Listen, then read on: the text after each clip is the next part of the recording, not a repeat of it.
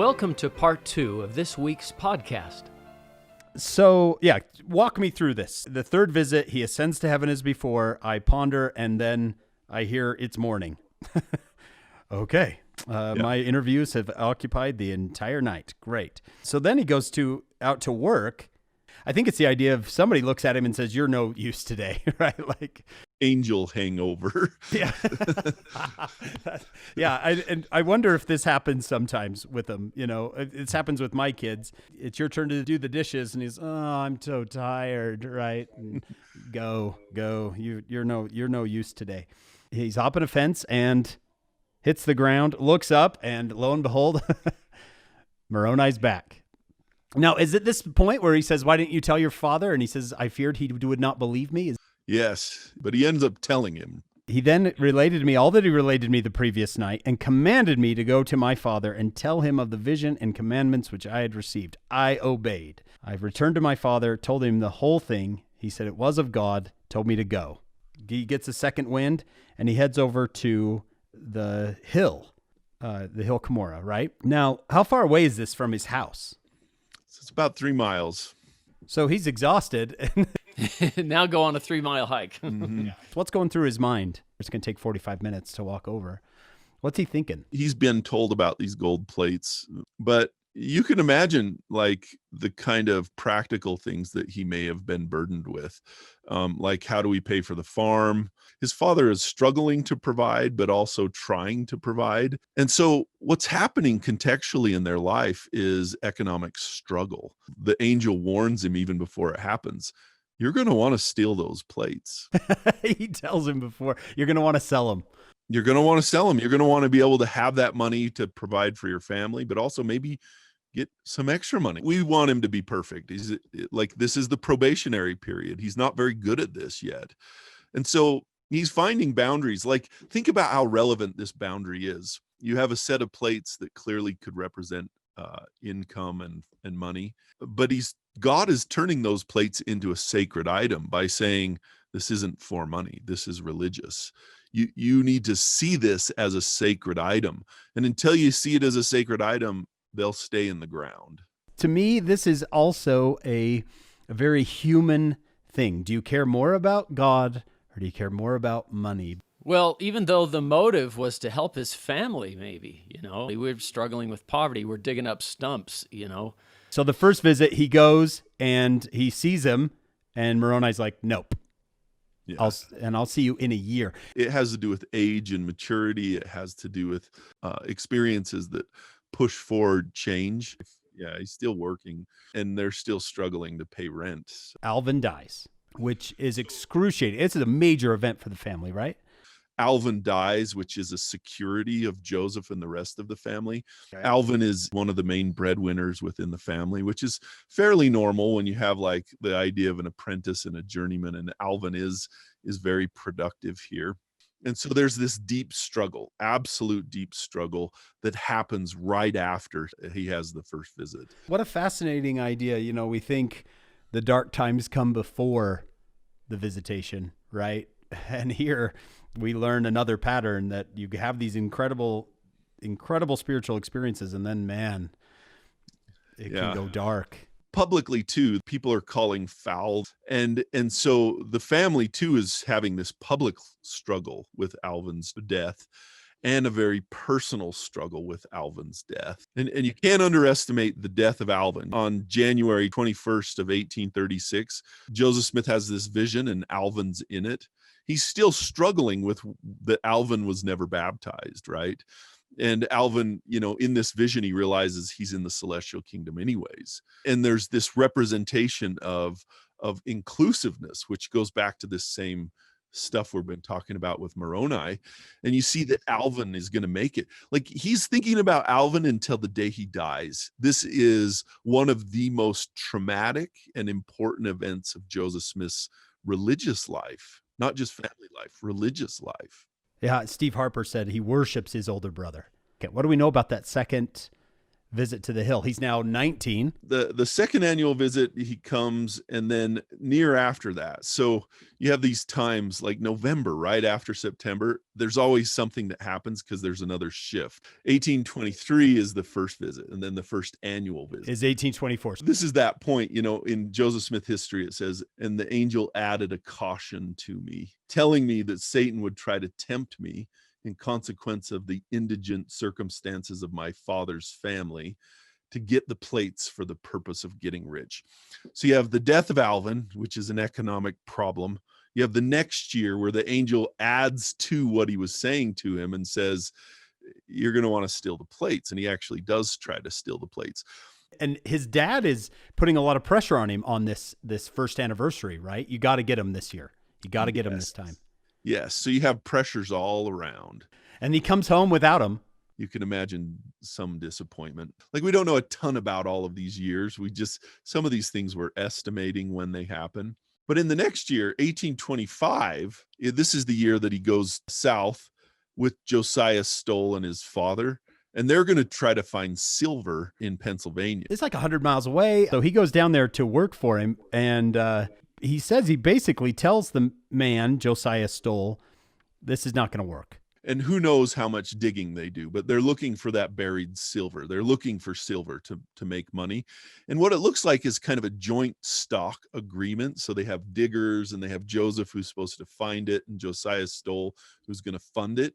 And you get this little agreement between them, but essentially you get Joseph Smith Sr., who is pushing Joseph to do this, saying he's using his gifts for the wrong purpose.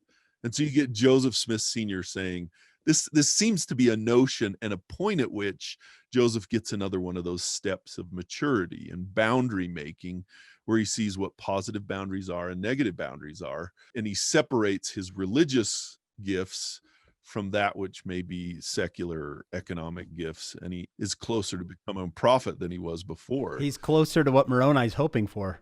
Yeah, and I think it's part because of this misstep. It's clearly a misstep. His dad ends up going home, right? But he ends up staying down with the Stolls because he's met another family there by the name of the Hales, and he's also met the Knights. Yeah. Right? This is all in that area.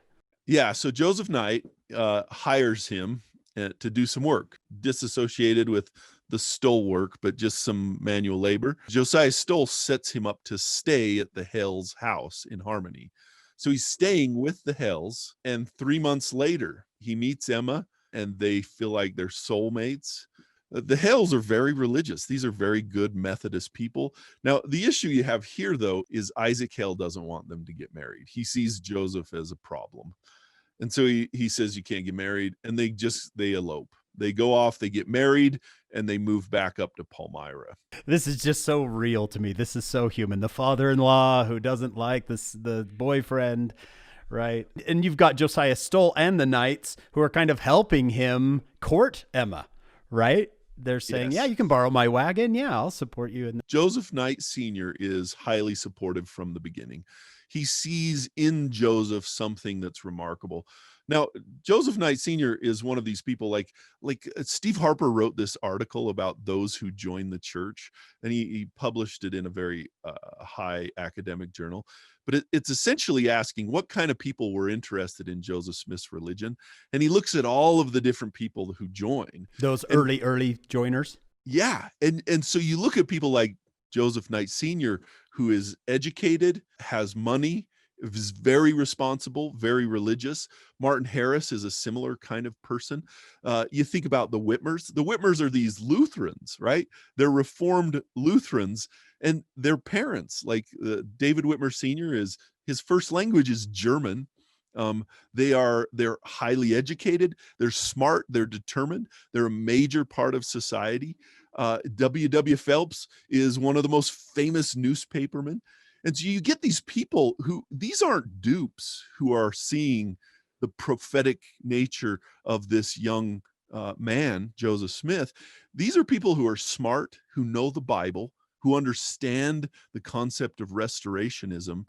And they see Joseph Smith, not because of he's just charismatic, but because of the outcome, revelatory outcome, the outcome of the Book of Mormon.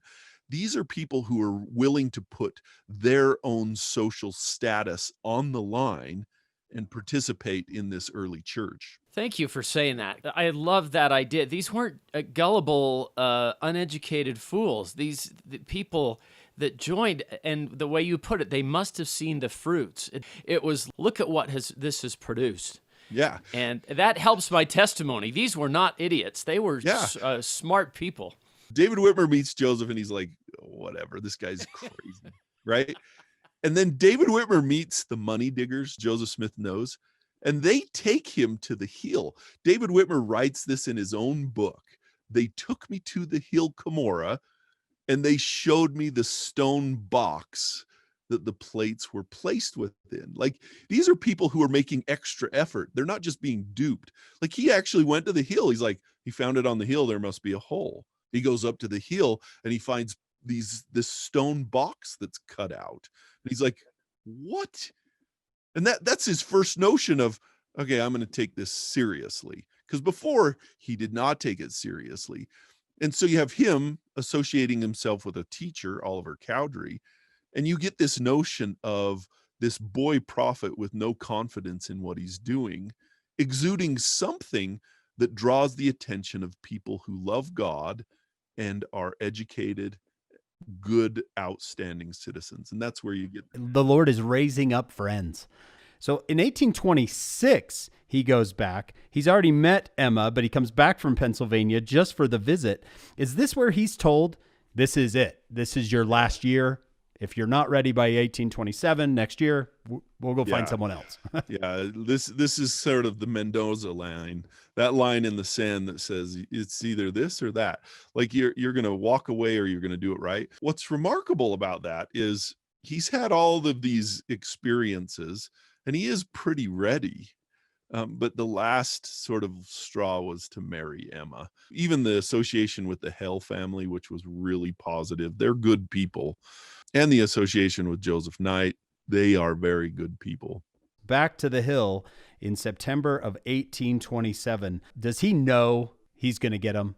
I mean, he's had this young men's president, basically, in the Angel, this bishop who's interviewing him every year. He was supposed to not tell anyone, but his family clearly knows. Josiah Stoll clearly knows. Joseph Knight clearly knows, and they show up, right? And so the other thing is that tells you that the whole town knows is he doesn't bring them home that night. He receives them and hides them. He thinks a marauder in the night is going to take them from him. And so he doesn't bring them home. He actually just hides them in a log. Has he been changed, Mike? I mean, in his 4 years, he's changed. He's been working hard. Just the hard work that he's done would have changed him. He gets the idea of having to step up because his brother died. So Alvin matures him pretty well there. He gets the notion that his neighbors aren't trying to help him. He learns about good friends, Josiah Stoll. That's interesting. He had his group of friends before.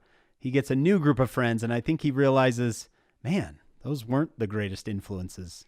And so he's had the maturity of working with his father-in-law. His father-in-law is a good man. He does go to church more during this period. That's clear. We have record of him being at a church. He's been told not to join any of them, but he sees the value of them. He's meeting with this angel who's sitting there going, no, not yet, right?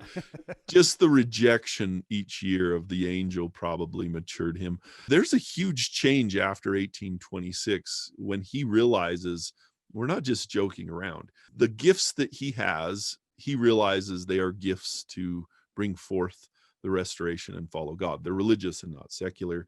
And then, of course, Emma is his rock and always will be his rock. We can't underestimate the foundation of the church under Emma.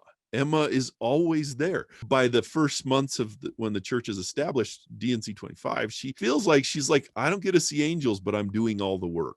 That's her notion, right? 1827, she's still doing all the work. She's still the educated side. Even when he starts translating, she invests all of her time to writing. She's the first scribe.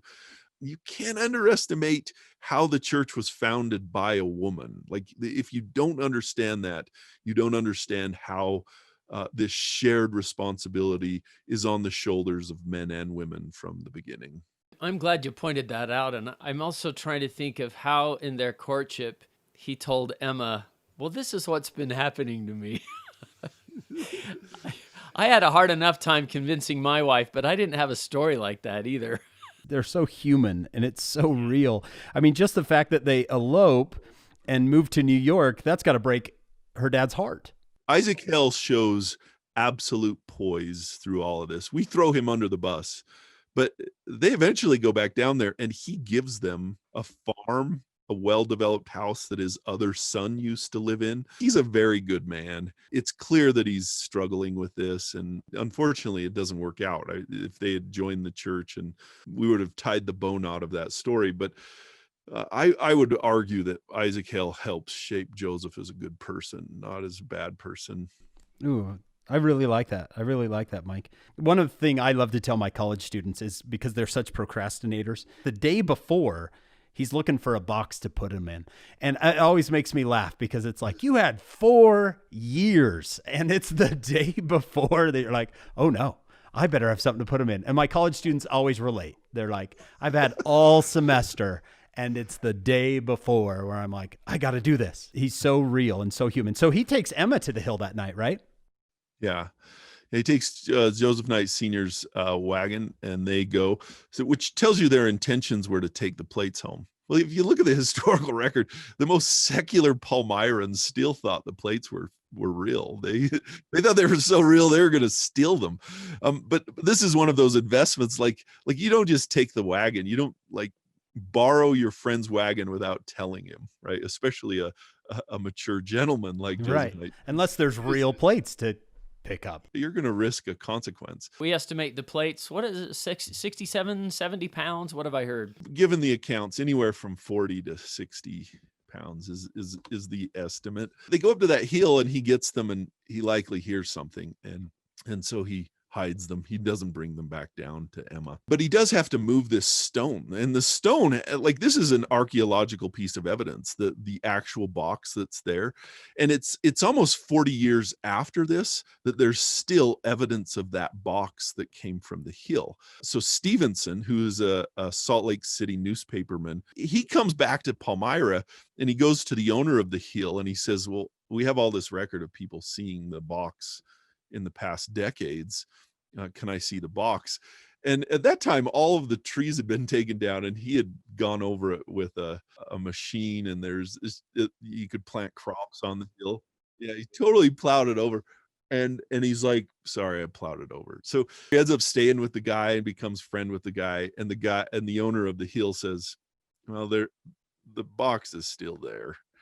And he's like, it's washed out. I'll show you it. And he takes him over to the box, and there's these slates, which Joseph described as a kind of cement that brought them together. But there's these 5 slates that they put to the box together. And then there's 2 stones in the bottom, so it doesn't get waterlogged in it. And he takes it home and he writes this big article in the Deseret News about the archaeological reality of the stone box. Something that Tony's talked about quite a bit, I know, is he says, you know, the idea of Joseph having plates today, people kind of mock the idea, but Joseph's initial problems with anyone in the first couple of years is people are absolutely sure he has them and they want them, right? And so I think Joseph Smith would be kind of shocked today going, oh, what? They don't think I had them? Well, I wish those guys back then didn't think I had them, because they caused me. That like notion was this huge light for Garrett Dirkmaat. You could probably give credit to Garrett for that idea. It is an important notion, right? This notion of the reality of the plates to these people in Palmyra. Let's go take something from him that he doesn't really have. Yeah. And I think Martin Harris says he had the plates, and I knew he didn't have enough money to buy them. He must have got them from the angel, because he has no money. And there's no record of him being a metal worker and, you know, being able to put all this together, and the smokes, you know, we saw huge fires coming out of that farm. He must have been welding, right? No, there's no evidence at all of any of that.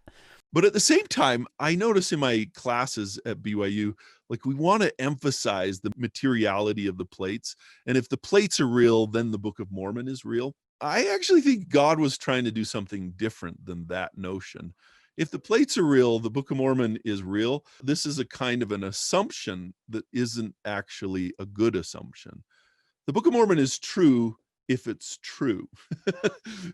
It doesn't even have to have the plates. You think about this, like the idea of the plates die, they're gone. They aren't evidence to us. But actually the sacredness that we hold is within the text. Like Joseph was called to return the plates because they wanted people to know the truthfulness of it because of the text, what is written. And that's Moroni's promise, right? So it was never intended to be demonstrated with the physicality of the plates. So this is more of a historical concept rather than a spiritual theological concept. Yes, there was like 25 witnesses of the plates, their physicality. And from darkness unto light, we kind of reveal all these people. But at the same time, I don't want that to be the reason that the Book of Mormon is true. And neither did Moroni. Moroni wasn't like, fill the plates and then pray about them, right? His whole point is why don't you just go ahead and read it and find out that this is the word of God? And that's the power. That is the essence of the power of the Book of Mormon. And Joseph does say, the messenger called for them. I delivered them up to him, and he has them in his charge until this day, 1838. Yeah. I picture Moroni has them on his mantle, right? Like, those are mine. Give them back. I spent a lot of time with those. And every time Mormon comes over, he's like, well, I wrote most of it. Yeah. I think that should be mine. Yeah. There's a little argument between the three of them. You know, the people listening are going to say, here, this guy, Dr. MacKay, has given decades of his life. He's read everything, at least from this time period of Joseph Smith's life. He's read everything there is to read. And yet he loves the prophet. I consider myself a scholar of Joseph Smith. But above that, I do care about the details, and I care about what we can know. Ultimately, I think just like Joseph, he was always trying to turn it over to someone else. He was always trying to, give someone else the priesthood, endow others with the presidency. He wanted people to see visions. He wanted people to read the scriptures. And so I've done that. I've read the Book of Mormon, and I've seen the change that it causes in people's lives and my own life. And I think the reason I value Joseph Smith so much is he understood his role in the plan of salvation because he believed so deeply. And that role in itself didn't empower him as a man, even though at times it did, but his overall overarching reality was that just like anything, like the gospel, like the priesthood, like the Book of Mormon, like these are things that you have to offer up to someone else. They are as valuable as they are because they require you to give it to someone. And part of the value of it is that you're giving it over, right? And this represents the atonement, especially the grace that God offers comes through the fact that Christ offers it up to you. That's the beauty of it, right? This is like the priesthood. The priesthood only functions when you serve someone. This is like the gospel. It really functions when you offer it up to someone else. And so you get this sense of the greatest part of humanity. Like this is the beauty that comes out of Joseph Smith's teaching. It isn't Joseph particularly that's changed my life, other than the fact that he did what I hope I can do. He offered it up. And you see the beauty of service, and you see the beauty of God himself. If God isn't offering up all that he has to us, I wonder why he's a God that we worship. But the fact of the matter is he loved the world so much that he gave his only begotten son. He loved the world so much that he chose to keep talking to us, to offer a plan that would include everyone, to enable us to be a family in the end. I don't know about any of that except through the teachings and the scripture that's been revealed.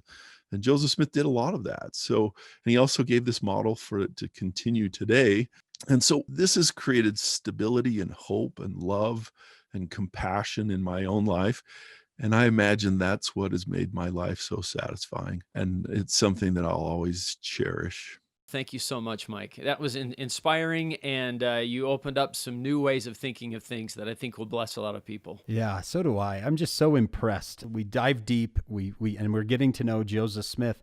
And because of Joseph Smith, like Mike said, he's given us a new view of the Savior and his atonement. So that connection that Mike made there at the end was just so touching to me. Join us for our next episode of Follow Him as we continue on through the Come Follow Me manual and taking a deep dive into these different sections with the church's experts. Thank you so much for joining us, and we'll see you next time.